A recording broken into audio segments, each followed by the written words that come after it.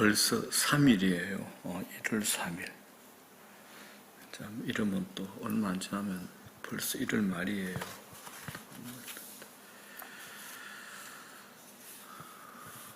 그럼에도 우리에게 주어진 시간, 오늘도 하나님 안에서 성실하고 또 하나님 안에서 깨어있는 시간 되기를 소망합니다.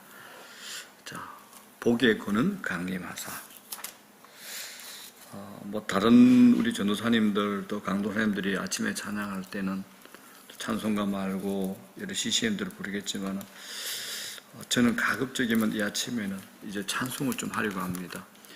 수백 년 동안 흘러온 또 수백 년 가운데서 수많은 사람들의 은혜를 끼쳤던 그 찬송을 좀 하려고 합니다. 자, 28장 복에 거는 강림하사. 복에 그는 강림하사 찬송하게 하소서. 한량 없이 자비하심 청량할 길 없도다. 천사들의 찬송가를 내게 가르치소서. 구속하신 그 사랑을 항상 찬송합니다. 주의 크신 도움받아 이때까지 왔으니 이와 같이 천국에도 이르기를 바라네. 하나님의 품을 떠나 죄에 빠진 우리를 예수 구원하시려고 보혈 흘려 주셨네. 주의 귀한 은혜 받고 일생 빚진 자 되네. 주의 은혜 사슬 대사 나를 주께 매소서. 우리 마음은 연약하여 범죄하기 쉬우니 하나님이 받으시고 천국인을 지소서.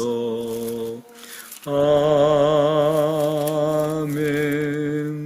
눈을 들어 산을 보니 눈을 들어 산을 보니 도움 어디서 오나.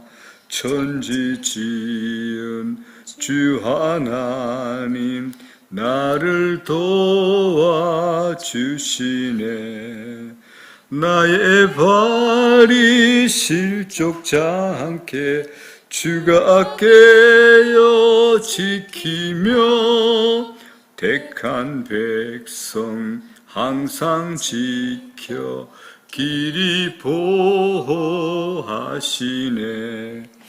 도우시는 하나님이 내게 그늘 되시니 낮의 해와 밤의 달이 너를 상치 않겠네. 내게 화를 주지 않고 혼을 보호하시며 너의 출입 지금부터 영영 인도하시리. 아멘. 오늘 하나님 말씀은 고린도후서를 좀 보겠습니다. 또 제가 하는 첫날이니까 오늘 우리 인생 최고의 비밀이라는 제목으로 고린도후서 말씀을 보겠습니다. 고린도후서 6장 1절에서부터 10절입니다. 고린도후서 6장 1절에서부터 10절. 자, 저와 여러분들이 교독을 하겠습니다. 우리가 하나님과 함께 일하는 자로서 너희를 구원하노니 하나님의 은혜를 헛되이 받지 말라. 이르시되 내가 은혜 베풀 때에 너에게 듣고 구원의 날에 너를 도왔다 하셨으니 보라 지금은 은혜 받을 만한 때요 보라 지금은 구원의 날이로다.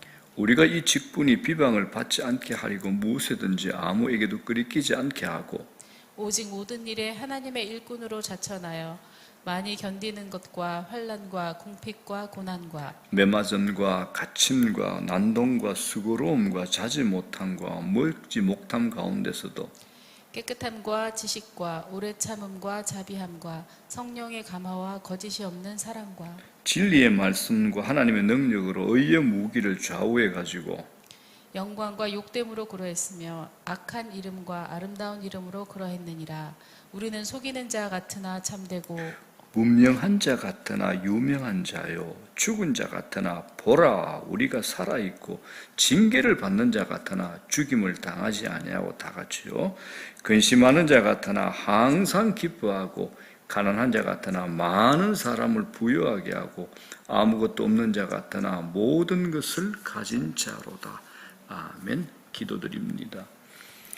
하나님 아버지, 저희들에게 2024년 이 새해를 은혜 가운데 시작해 하셨사오니 이 한 해가 은혜를 사모하는 자, 하나님의 것을 소중히 여기고 귀중히 여길 줄 아는 자, 언제나 하나님께 피하는 자, 하나님께 가까이 하는 자들에게 은혜를 더하여 주시옵소서. 오늘도 주의 은혜를 구합니다. 성령께서 우리의 기도를 열어주시고 가르쳐주시고 인도해주시고 성령께서 말씀으로 우리에게 우리의 인식과 우리의 생각과 우리의 감정을 다스려 주시고 오늘도 성령 충만한 하루가 되게 은혜를 다하시옵소서. 이 아침에 기도하는 당신의 모든 백성들 주님께서 친히 손을 들어 머리에 안수하셔서 성령의 기름을 부어주소서. 기름 부으심의 은혜를 흘러넘치게 부어주시옵소서. 이 한 해 하나님의 사람으로 성령의 사람으로 살아가길 소망합니다. 저희들 위해 이 크고 놀라운 압도적인 은혜, 폭포수 같은 은혜를 부어주시옵소서. 예수님 이름으로 기도드립니다. 아멘. 우리 인생 최고의 비밀은이라는 제목으로 말씀 전합니다. 본문은 고린도 후서네요. 바울이 고린도 교회 성도들에게 권면하고 있습니다. 고린도 교회는 은사가 많은 교회, 복음화된 교회입니다. 많은 은혜를 받은 교회입니다. 그럼에도 은혜로 반응하지 않는 고린도 교회에 대한 안타까움이 바울에게 있었습니다. 1절을 보게 되면 그 안타까움이 그대로 담겨 있죠. 우리가 하나님과 함께 일하는 자로서 너희를 구원하노니 하나님의 은혜를 헛되이 받지 말라라고 합니다. 하나님의 은혜를 헛되이 받지 말라라고 합니다. 하나님의 은혜를 받는 것도 중요하지만 은혜를 받는 자 같이 살아야 한다는 말입니다. 은혜를 받는 것도 중요하지만 그 은혜를 잘 활용하고 은혜가 우리 삶 속에 구체적으로 드러나야 한다는 거죠. 은혜 받는다는 것은 전인격적인 겁니다. 내가 머리로 은혜를 받았구나, 깨우침이 있었구나, 지적으로 깨우치고 내 감정으로 내 마음에 뜨거움이 있고 그 다음 내 의지적으로 삶으로 은혜 받은 반응을 해야 되는 겁니다. 내가 은혜 받았어요 그러는데 은혜 받은 흔적이 없다, 이건 은혜 받은 거 아니죠. 그거는 초보 때, 초신자 때 그런 거고, 성숙이 뭐냐? 전인격적인 반응이 바로 은혜 받은 겁니다. 은혜는 우리의 노력이 아니라 하나님 편에서 일방적으로 주시는 거죠. 우리 편에서 한 게 아무것도 없습니다. 하나님 편에서 엄청나게 은혜를 주시고 대가를 지불하신 것이죠. 그 대가는 아들 되신 그리스도가 우리를 대신해서 십자가에 죽으신 것인데, 이 은혜 안에 엄청난 비밀이 있습니다. 은혜의 정점이 아들이신 독생자 예수 그리스도를 보내신 것이고 그 아들을 믿음으로 구원 얻게 하신 것, 이게 은혜입니다. 이제 이런 은혜에, 이게 이제 은혜의 시작이고 은혜의 본질이죠. 이런 은혜의 실체를 알고 믿어지기 시작하면 충격에 빠지게 됩니다. 자, 그런데 이제 또 문제가 하나 있습니다.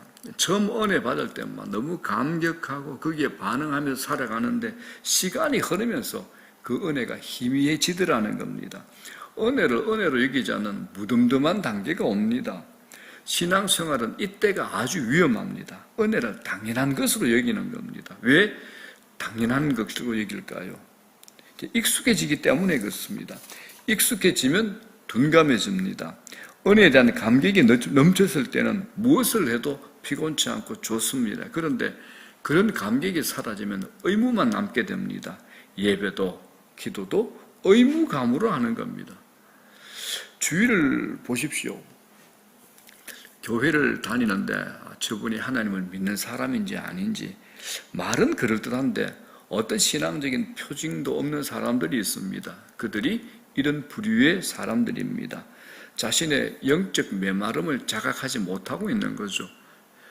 껍데기가 두꺼워지니까 말도 잘 듣지 않고 고집은 또 되게 셉니다. 자, 그렇다면 우리가 은혜를 헛되이 받지 않으려면 어떻게 해야 될까요? 은혜가 은혜 되게 하려면 가장 중요한 것, 우리 삶 속에서 은혜가 증명되어져야 합니다. 오늘 바울은 은혜를 받긴 받았는데 이전과 달라진 게 없다면 은혜가 헛된 것이라고 합니다. 목사님 오늘 말씀 큰 은혜 받았어요. 어떻게 받으셨는데요? 하여튼 좋았습니다. 깨달음이 많았습니다. 이건 일부입니다.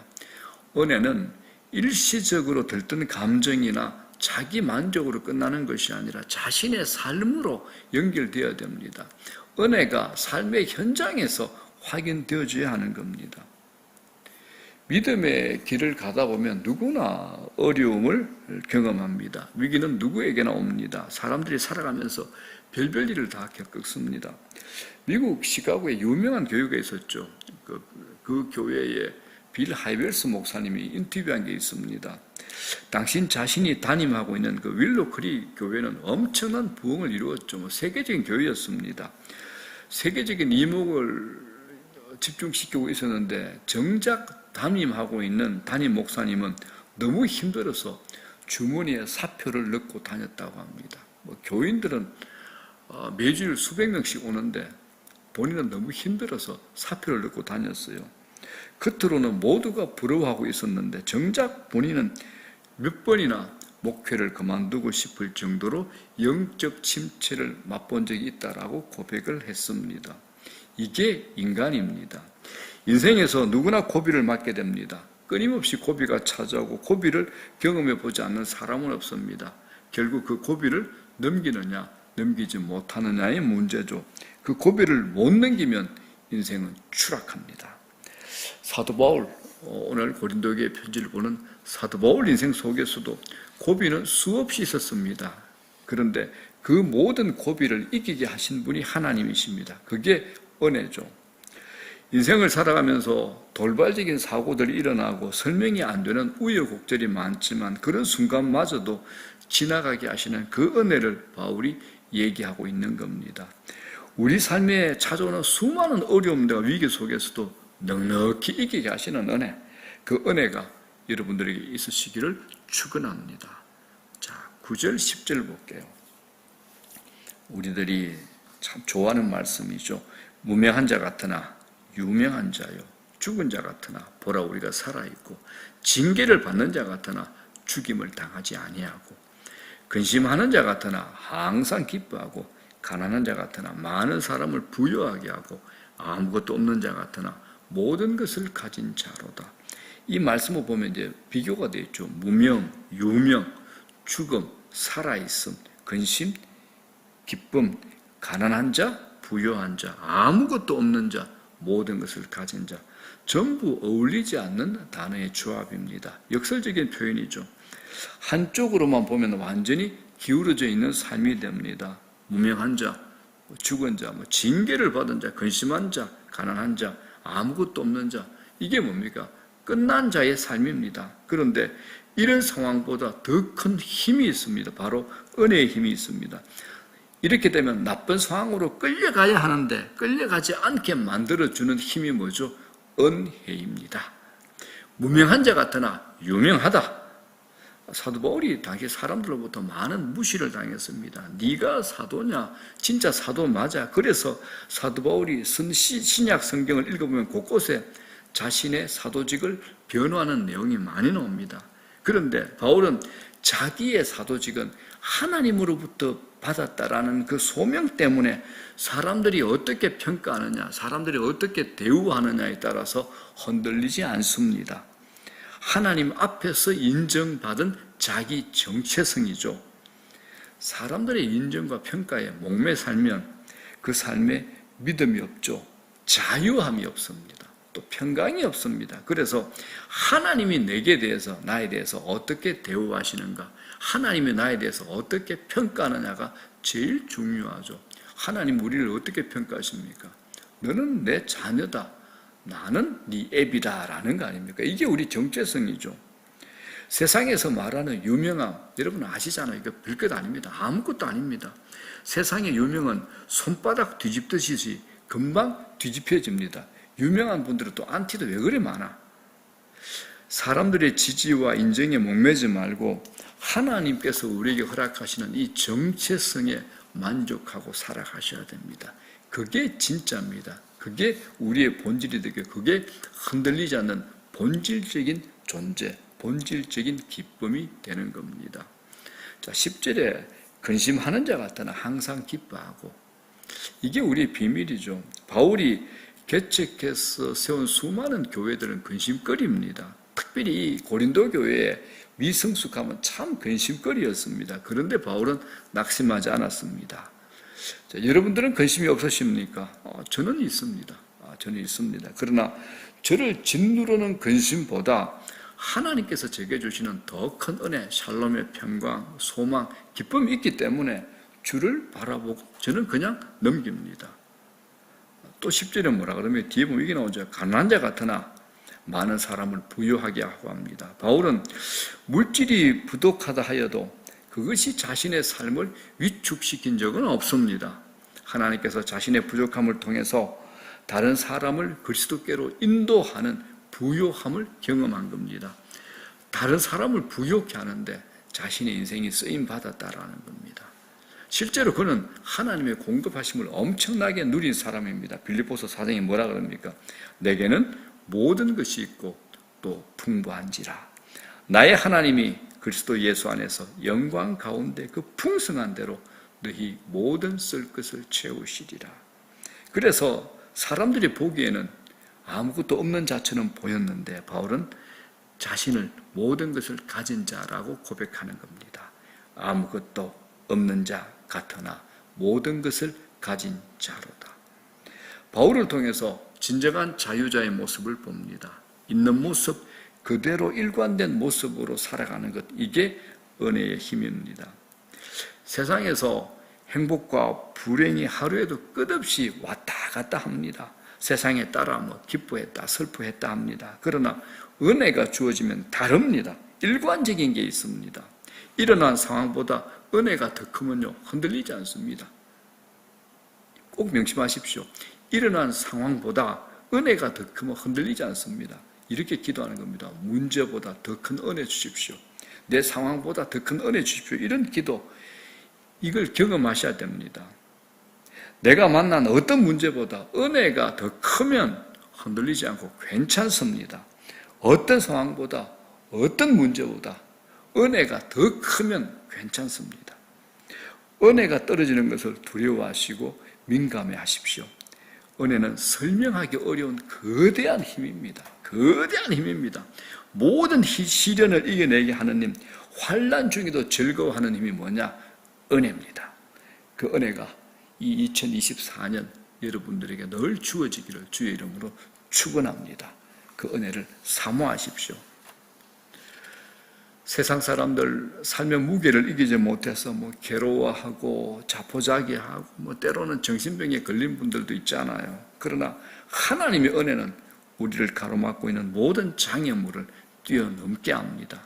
하나님의 은혜는 어떤 상황 속에서도 우리 마음이 흔들리지 않도록 평안을 누리게 하십니다. 자, 이제 말씀 정리합니다. 2절 보십시오. 뭐라 그럽니까?